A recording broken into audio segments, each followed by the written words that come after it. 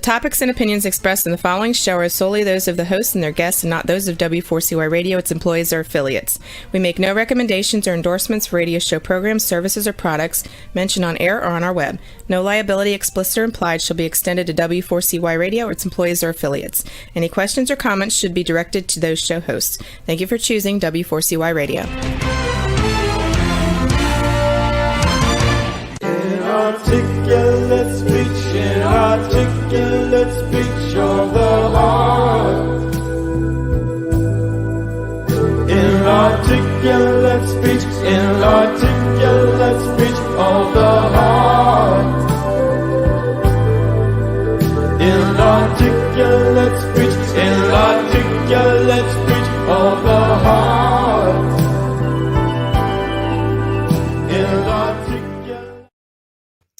Hello, and welcome to It's Your Voice, the show that hosts enriching conversations in diversity. My name is Bahia Yackzan. I'm a core alignment coach, an emotional wisdom training specialist, and a diversity educator. And I've had the great fortune of being able to live in different places over time. I grew up in a mixed heritage family that moved a lot. And as a result, I had the great good fortune of meeting many people from many different backgrounds and a couple times in different languages. And I just find it all so educational and heartwarming and heart and mind expanding that I'm just grateful to have the opportunity to continue meeting people from all kinds of backgrounds, experiences, and lives. And if you're interested in programs, I think if you've been following me, you know that I lead trainings in how to undo bias and create new pathways and new thinking patterns that lead to new actions that are very far more inclusive and comforting to all of us once we, learn how to do it. And I also coach people. So you can go to my website, which is knowwhatyouvantcoaching.wordpress.com. if you're interested in seeing my programs. And I am so excited to have a guest today whose training I was able to attend, which I love, trying to see what other people are doing, how other people approach it. And I learned so much from Jessica Vazquez Torres. And she is, let me tell you what she wanted to be at first. It's an interesting progression. She wanted to be a cop, and then she wanted to be a lawyer and become a DA, and then shifted and has maybe if I forgot anything, she'll tell you, has a master's in divinity and also a master's of theological studies, and is a very warm person with so much clarity. I just really appreciate you. And Jessica, thank you so much for being here today for this conversation.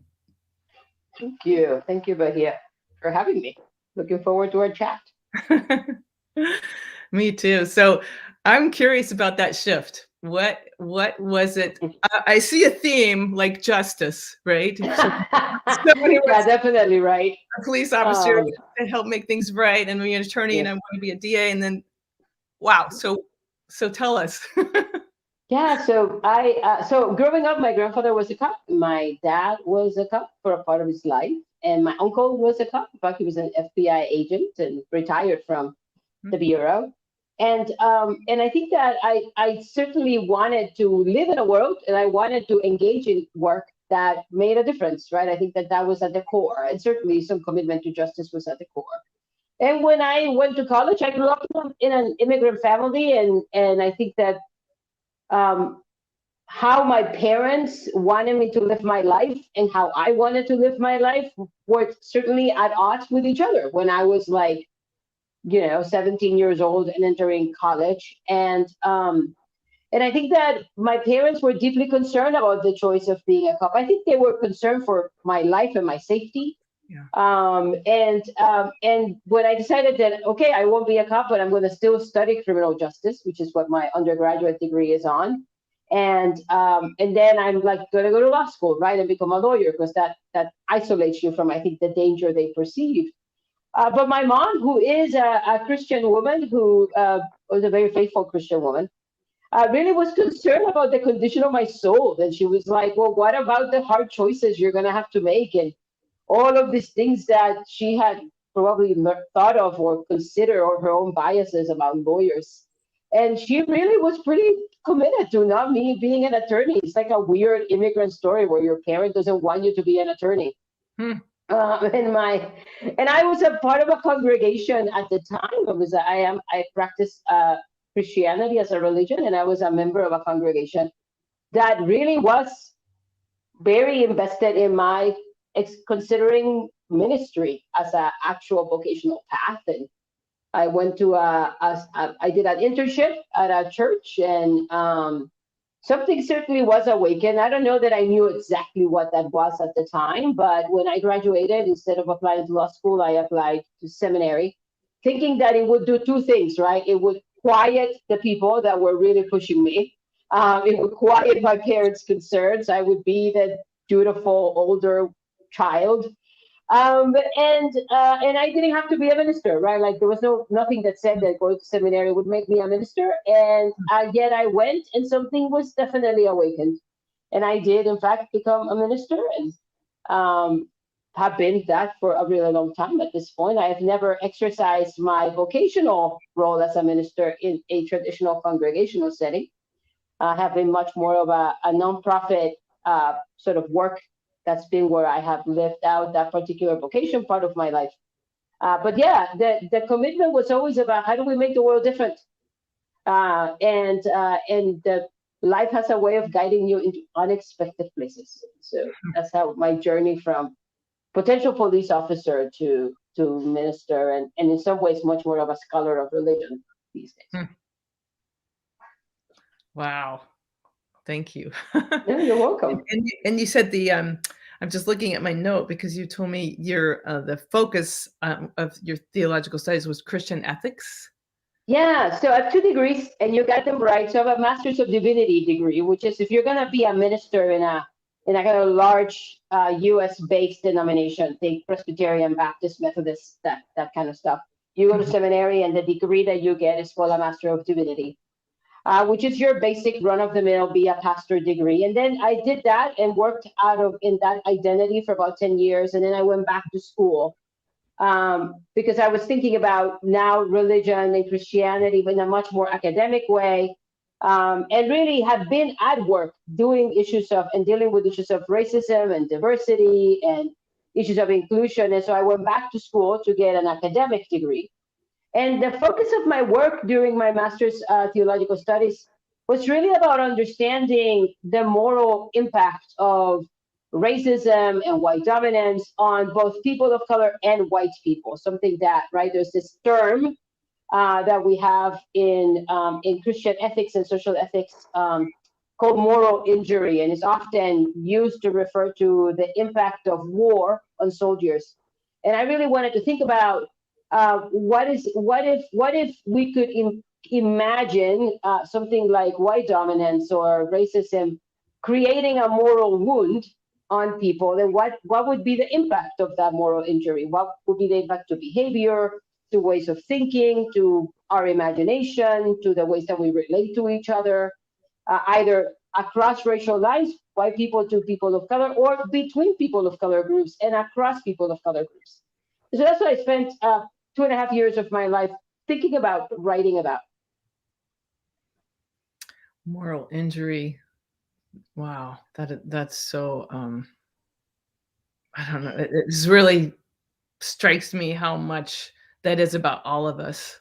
Mm-hmm. Yes. There's no way to live in whether it's an oppressive society around one issue. I mean, they're always overlapping and interconnecting, but whether it's sexism or homophobia or ageism or ability, oppression or racism, it definitely fires back at those of us who are trained to be, inadvertently, perhaps unconsciously, I'll just say agents of oppression.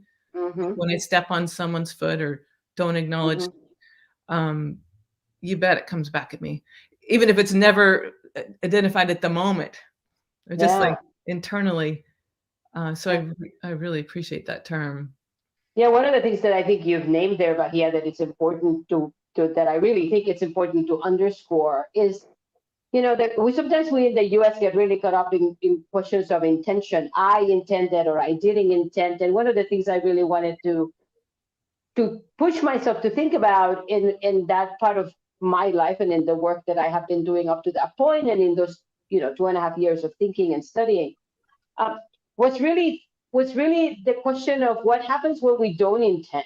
Like, is there a way that this sort of idea of a moral injury, in fact, operates in spite of our intentions, operates despite our good intent, despite our commitments to live in a society where people are treated equally, where people are seen as, you often hear in our field of work, people say, quoting Dr. King, where people are seen by the content of their character, if you will.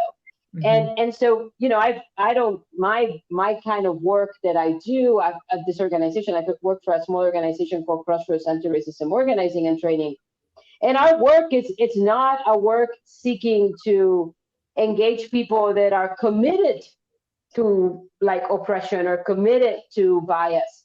We work mostly with people deeply invested in building a society where people can be free and people can express themselves and people can be fully human.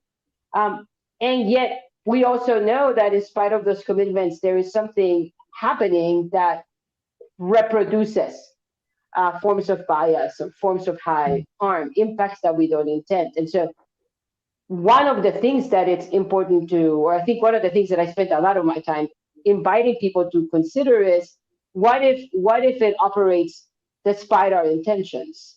And then what do we do with that? Wow. Yeah. Thanks. Yeah. Gosh. Yeah. Thank you for underscoring that. And it's so funny that I didn't mention the organization you came from when I introduced you. Oh, good. Because you are the national director, incidentally, the national director of the Crossroads Antiracism Organization, or Training and Organization. And yeah, and you've been doing this for, is it 30 years? 22. I'm getting into that direction. 22 years. I know it's just every time I say it, I'm always like, dear, wow, how does that happen, right? How do we get to be these ages? But yeah, 22 years in some capacity or another.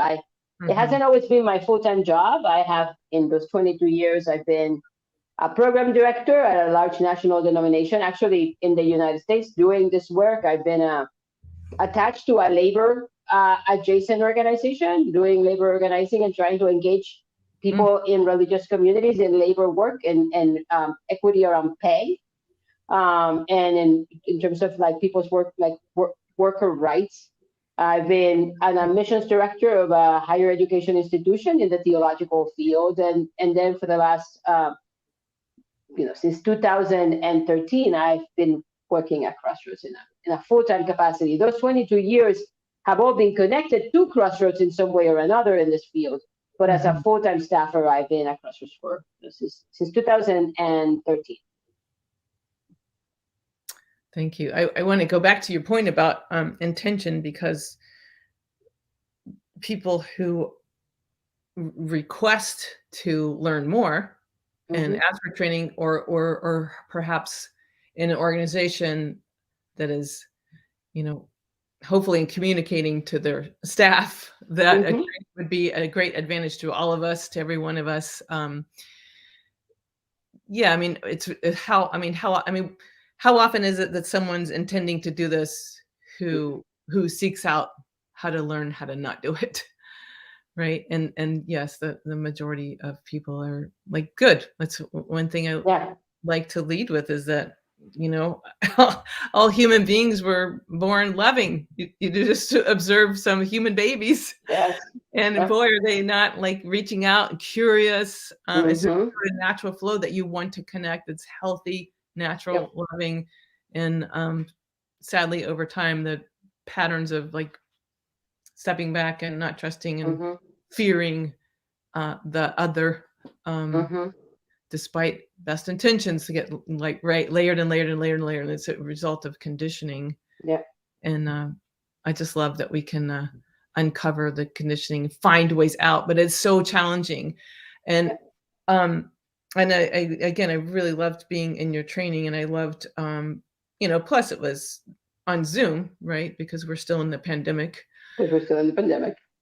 We could not be meeting in person. And so I would like to ask you more about what do you think it is that, because there is a lot of resistance to the idea. I mean, I don't know, I'm sure it's not strictly American, this idea of what do you mean? Again, not necessarily conscious, but a strong habit of feeling the need to defend oneself if it's said that we need training, or if our boss or organization or a church or synagogue or mosque said, look, we need to undergo training because we're not communicating well with other people, or there was another incident of violence, or and so how do you, this is a big question, so take it where you want, but what is it you think is I don't know, the medicine or the key or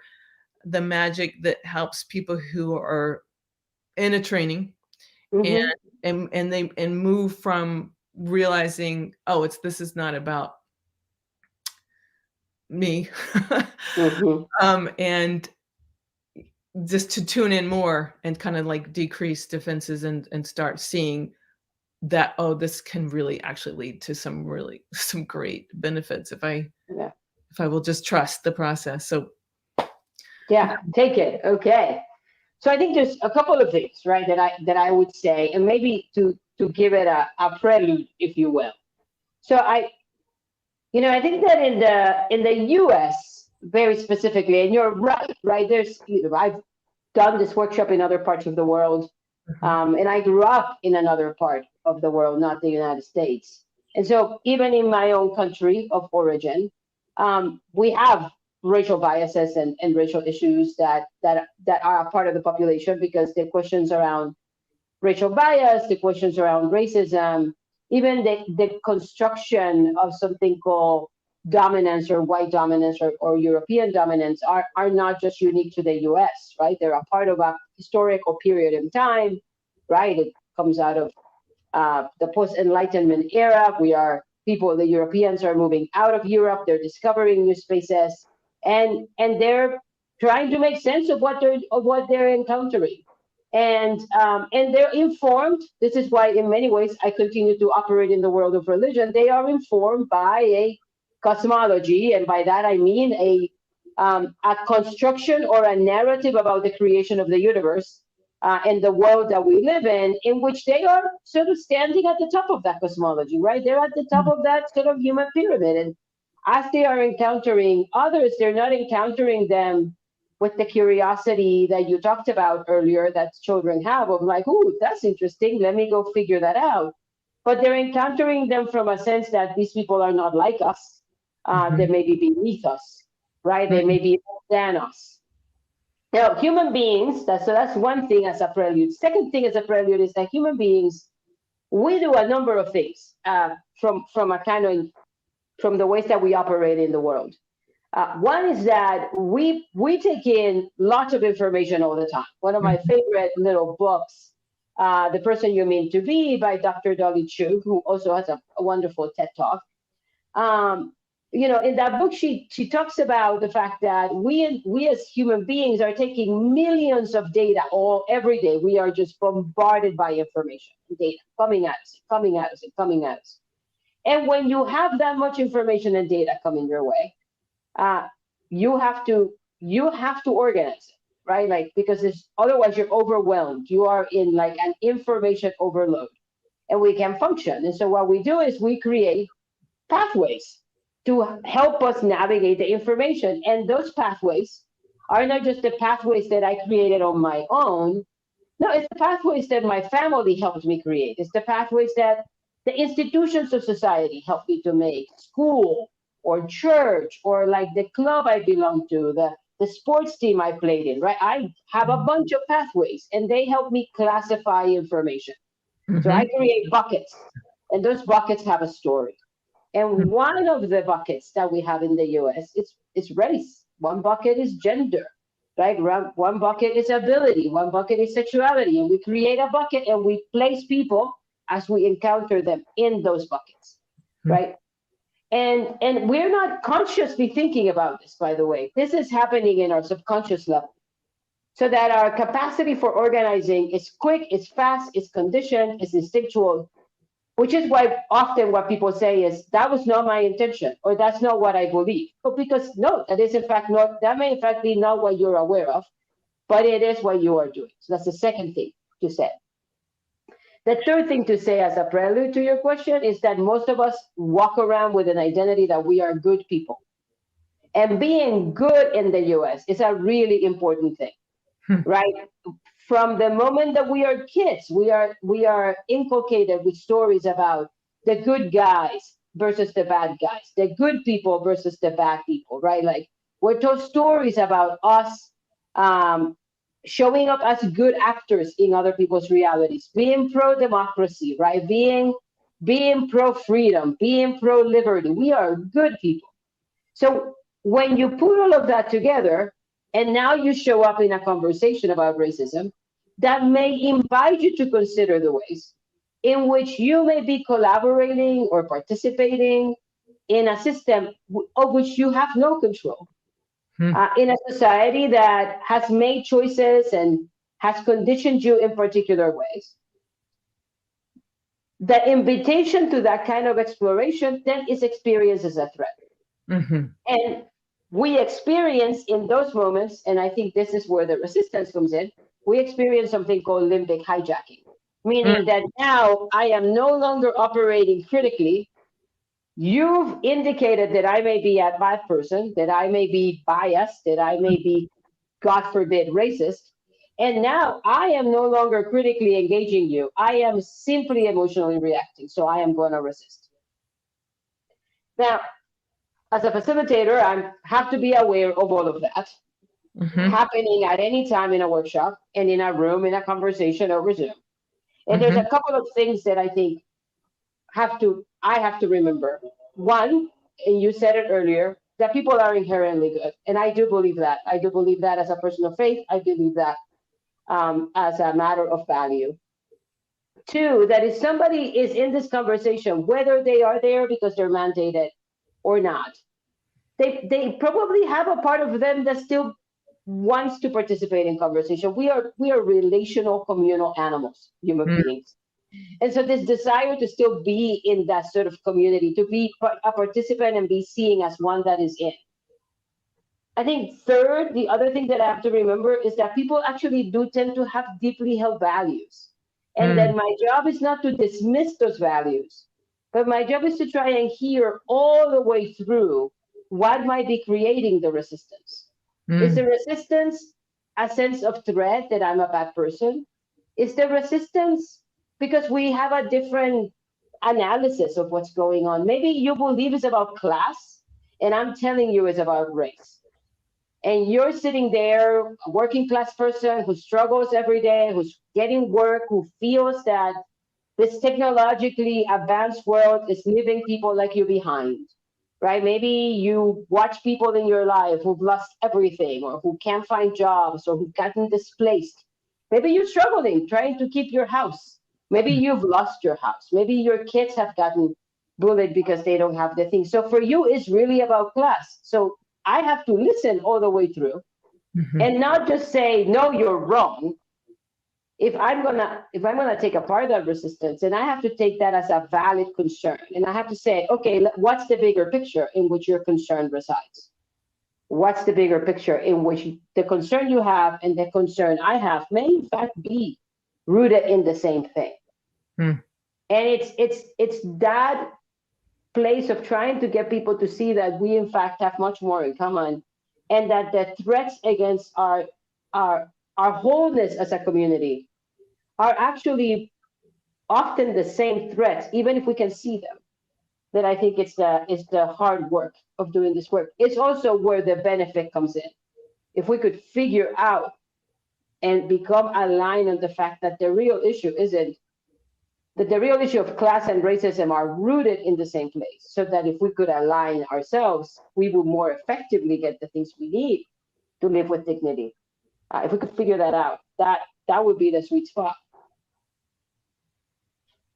So that is my very long answer to your super broad question about this subject.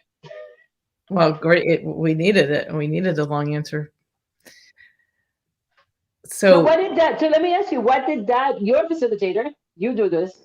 So what did that evoke in you? Like, you heard me, but what's your experience of doing that? Well, always remembering, and if I forget, remembering that we're all human beings, and and I too believe everyone is good and wants to be good, not just is, but actually has a desire to. And no matter how buried it might feel or seem. And what I love was when you said listening all the way through, because I think that's the key, that's so key for so many human beings, regardless of class, race, gender, and all the different ways we've been divided, is being heard and listened to. And that itself is so healing. If a facilitator stops and notices what I'm saying and demonstrates that they've heard my point, to me that's a huge turning point, and that makes all the difference. And I'm just thinking about, I so appreciate that you bring up class, and I think about some people from the whatever you call the highest class. I don't know, there's different names, upper class, whatever. Whatever percent is sitting on top, certainly, the 1 or the 2 or the 3 or the 5 or the 10%, however we want to think of that, right? Yeah. And it was a big learning for me with the stereotypes and my conditioning, that I had internalized, that people, it wasn't until I met owning class people and listened to owning class people who were brave enough also to come into trainings that were like mixed of, that I learned how, again, general patterns, and then not trying to create a stereotype, but there's a lot of loneliness. There's a lot of isolation and loneliness when you are surrounded by material things, and how, what a relief it is when, for any human being to be able to connect, like feel heard, be seen, and be able to connect and reach across the divisions. Like I just like one of my greatest mentors, teachers, Mary Bassett, from Maine, years ago. Somebody was talking about, I don't know, an STD or something, and called it a social disease. And she said, it's not killing us, not killing people like racism. That's the social disease from which we all are suffering, whether we know it or not. And I just feel like, so what also resonated from your answer was just how important it is to listen. And I love the way you said it. I think you said all the way through. All the way through. So people feel it. They feel you're there. They feel you're paying attention. They feel connection. And then it's like, wow, that is good. That's good food. That's nourishment. And then they can feel it more, and feel it more with other people. And I have to say, being listened all the way through doesn't mean that we agree at the end. Because I think that's the other misconception. It's like you're not, like, sometimes you watch videos of things that are happening, arguments, and one person is saying, you're not listening to me. And what I think I want to always tell people is to gift someone with truly listening to them. Does not mean that you have to agree with them at the end, right? Like, I can listen all the way through. I can be curious. I can ask you questions of clarification. And at the end of that exercise, I will know more deeply what your concerns are. And I may still disagree with you 100% across our concerns. But I have acknowledged that the thing that you have concern about is worth listening to, that it has value. We might disagree on how to solve it. We might disagree on the priority of the concerns, and that is okay. And I think sometimes we think that if we listen to people, somehow we have to agree. So what we do is we interrupt, and we don't allow people. We're just formulating arguments as they are talking. waiting for silence to interject, and that's not listening. That's just arguing. We confuse the two in the U.S. That's true. And I think that also helps, your point also helps us realize, I think, like when we're raised to be nice, Mm-hmm. which I think happens, again, in general, to Mm-hmm. females, being raised to be girls and women, this concept of, well, be differ, be nice, Mm-hmm. be subservient, be quiet. I think we kind of learned that a goal is agreement, Mm-hmm. to agree, or at least appear that you agree. And then I think that what you're saying is that when we learn, like, wow, someone just really listened to me and they don't agree with me, but guess what? They didn't alienate me. They didn't hate me. They didn't capture me. They didn't reject. Like, we learn to we don't have to have agreement to be connected. Mm-hmm. Yeah. And to feel. That is huge. Mm-hmm. Yeah.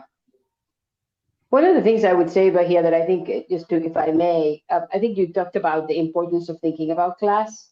And I certainly named class. And one of the reasons why I think that matters, if you are going to be doing this work, and this is, to me, one of the gifts of doing anti-racism work, at least the kind of anti-racism work that we do in my organization, is that our commitment is to help us all be free, right? Like, my commitment is that every person, white or a person of color, will live in a world, including our Earth, will live in a world that experiences wholeness, right, in the fullness of their identity. That's our goal. And that means that I have to have a commitment not just to end racism, if I'm going to be doing this anti-racism work, but I have to have a commitment to end all of the other forms of oppression that diminish people. So I have to be equally committed to end classism, equally committed to end sexism, and to end ableism, to end, name the list of ways that we've learned to marginalize each other. But in the US in particular, being able to see the link between race and class is so important, because we tend to think if we just fix the class issue, racism will go away. If we fix the poverty issue, racism will go away. And I want to suggest that the issues are deeper than just whether we can lift people out of poverty, or whether we can create a bigger safety net from a kind of governmental perspective, so that people can live with the wages that they have. I live in Nashville, Tennessee. I don't know if I said that, but this morning I was reading an article in our newspaper about our crisis of affordable housing, which I believe you all do have as well in California. And our crisis of affordable housing is the perfect intersection between class and race, right? So in Tennessee, you can make $12 an hour. Like, we have a restaurant here called Chick-fil-A, and they did a little study of a manager in that restaurant makes $12 an hour. So if they work 40 hours a week, if you take taxes out, that's about $2,000 a month. The average, and if they have a family, they say that they have children and they are single parents, the average cost of a 2-bedroom apartment in the particular municipality that they were studying, a place called Franklin, Tennessee, is $2,000. So you're working 40 hours a week as a manager of a fast food chain, and you will only make enough money to pay for your rent. Disproportionately, the people of color that they're talking about in my state are women of color, right?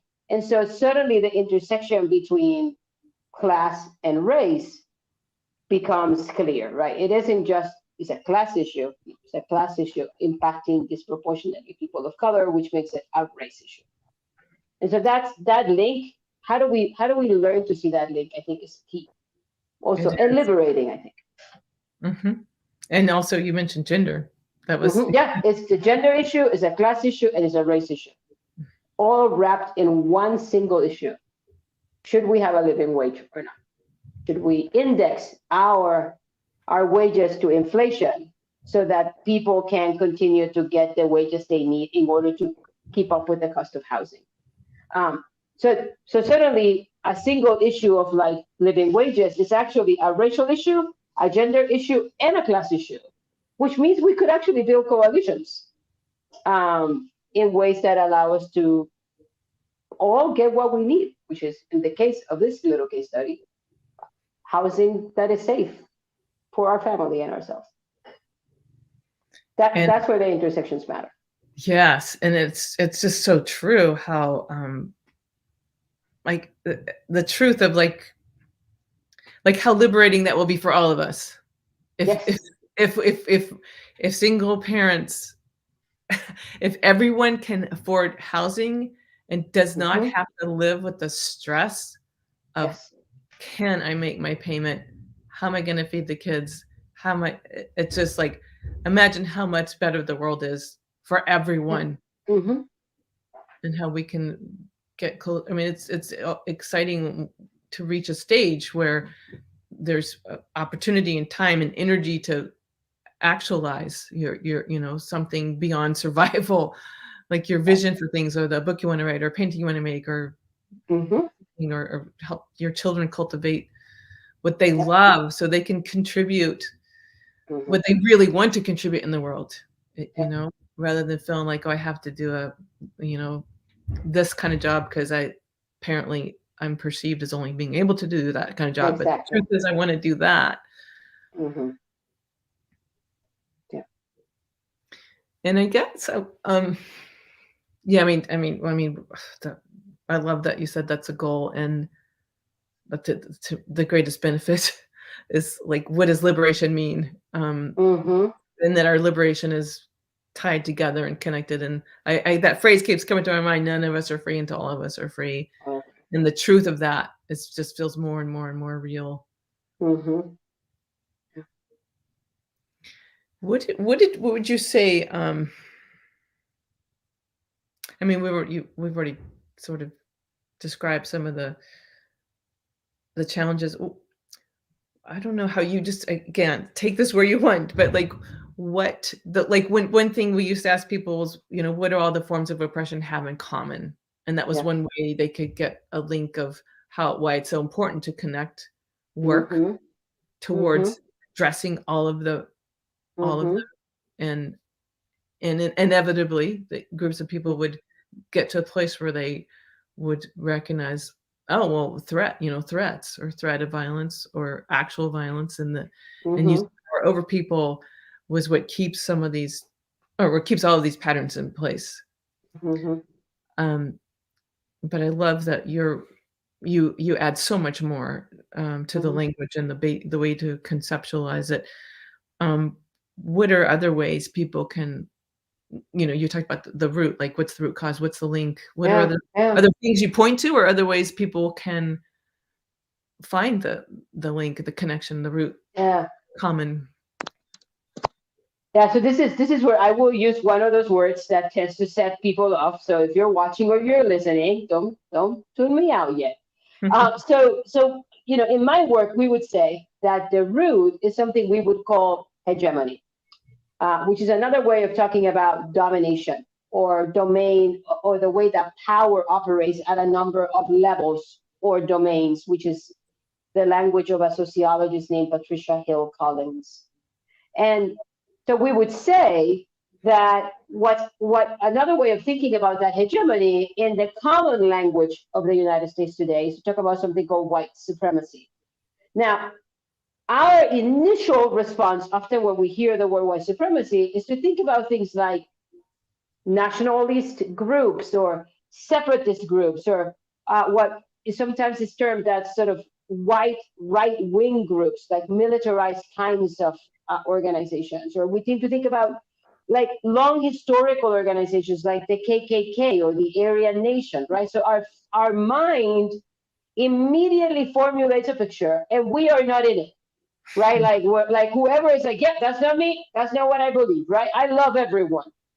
And so I want to affirm your love of everyone. And I want to say that most of us, when we hear that word, only are thinking about the fringe of what white supremacy is. Or if we want to use an iceberg metaphor, we're only thinking about the top of the iceberg, the most visible part of the iceberg, And what we're ignoring is what is lying beneath the surface of white supremacy, the stuff that is much more corrosive, much more damaging, and much more commonplace and widespread.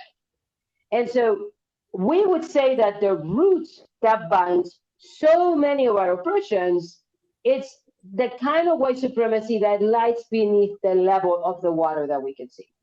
And here's what we're talking about, things like a belief that there is only one way of being a human being. That there is a sense in which in the US we use the term American, for example, and so that there's only one kind of American, and everyone else that isn't a white American is a hyphenated American, right? Because we don't talk about white Americans, we talk about Americans, and then we talk about Asian Americans and African Americans, right? The peoples of the hyphen. And so that doesn't mean that you automatically dislike those people. It just means that you operate out of a framework that says there are some right ways of being, there are some ways of being that are normal, standard, and good. There's some way, and so that normalization, that sense of good, standard, normal, desirable, moral, the construction of all those things when aligned with a particular group, cisgendered, able-bodied, white, male, middle to upper class, owning class, as the norm we all are aspiring to, we will call that a kind of hegemonic idea. And everyone else that stands outside of that or challenges that, then sort of becomes a threat. Now, how that functions or how that stays in place is that it convinces some of us to align with it. And so that's why the questions of poverty in the US then become so racialized, with poor white people being pitted often against poor people of color or being put in a class struggle over what are the meager resources, as opposed to aligning to talk about total reorganization of the resources of the society.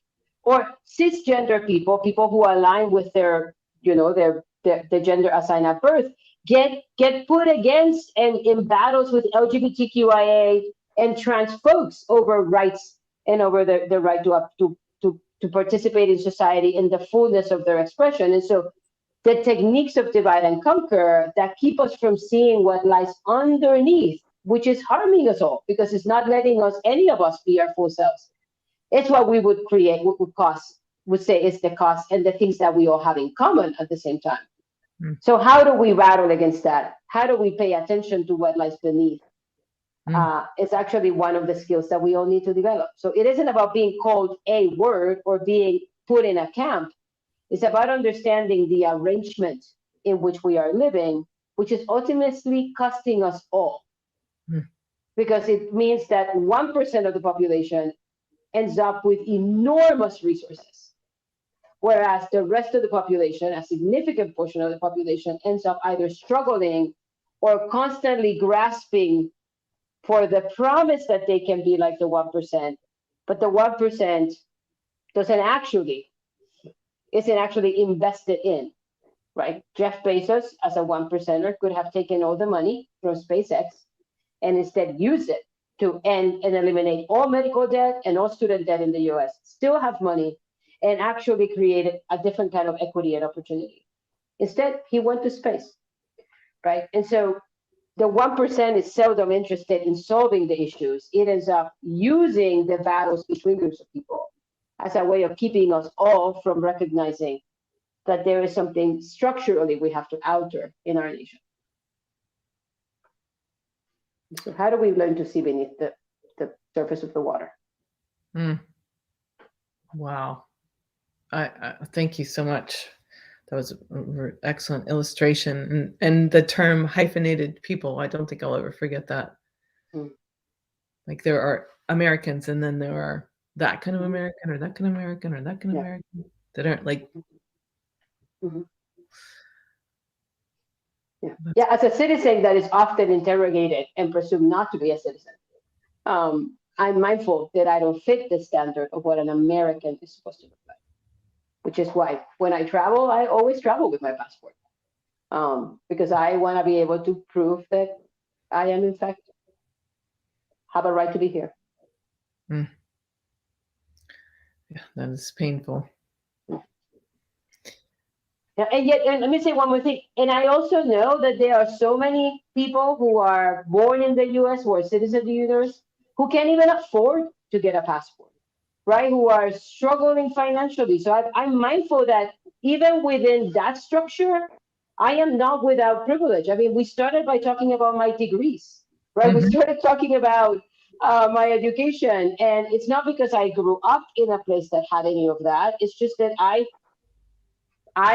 my parents were pretty committed and they did deep sacrifices. And I chose to take on an enormous amount of debt to pursue something. But that also opens doors. I speak English. I'm able-bodied, so I'm not saying I am a completely an oppressed person and outside of some kind of structure, like living in some kind of destitute life.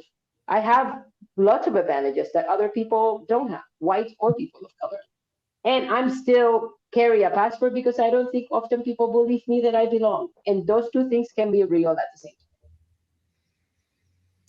I think that adds to the confusion, doesn't it? It's time. Yeah. interesting. I mean, like, I do like to believe, despite setbacks and backlashes and being in the midst of like pretty horrific, manipulated division um, in this country from elected Mm-hmm. people, a lot of them. I still believe and notice and remember so much progress has been made, and just what you just shared is just such a good way to demonstrate some of that is like there and there's been a lot of mobility, a lot more mobility than like when my father came to this country. Exactly. Um, I'm not sure. I think maybe in the 40s, and with a Mm-hmm. very thick, heavy accent, was uh, fairly light skinned. But if people were suspicious of just looking at him, the second he opened his mouth and spoke, boy, things changed. Yeah. He didn't sound American, even though he became American. Mm-hmm. And true that there's still, we just can't. That's the problem with categorizing people and wanting to keep people in buckets. The buckets, thank goodness, are I like to believe are falling apart. Mm-hmm. um, that I mean, while people can choose to be with who they want to choose to be, and whether you call it affinity group or having pride in whoever your people are, the external divisions and categorizations, I like to believe. I mean, sometimes they're strongly reinforced, but then over time, more people talking, more people communicating, more people having conversations. I like to believe they're dissolving, and then it's not um, you're either oppressed or not oppressed. Mm-hmm.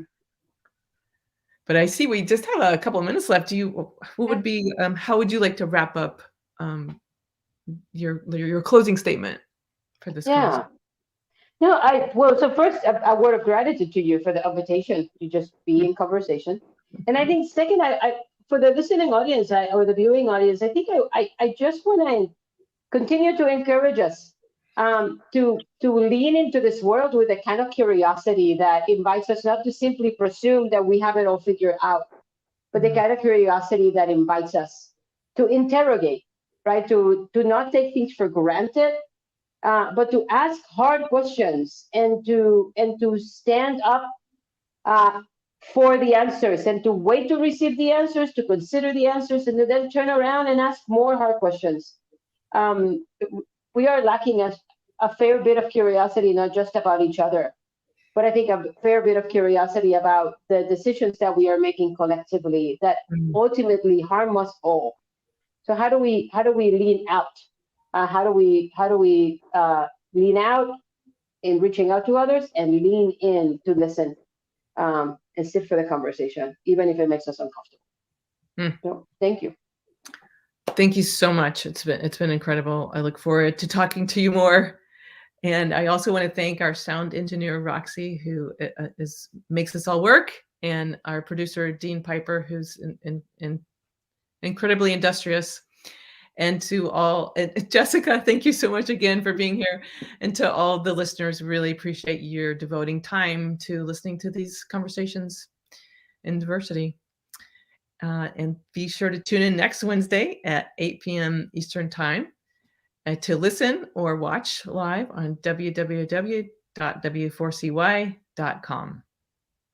Inarticulate speech, inarticulate speech of the heart.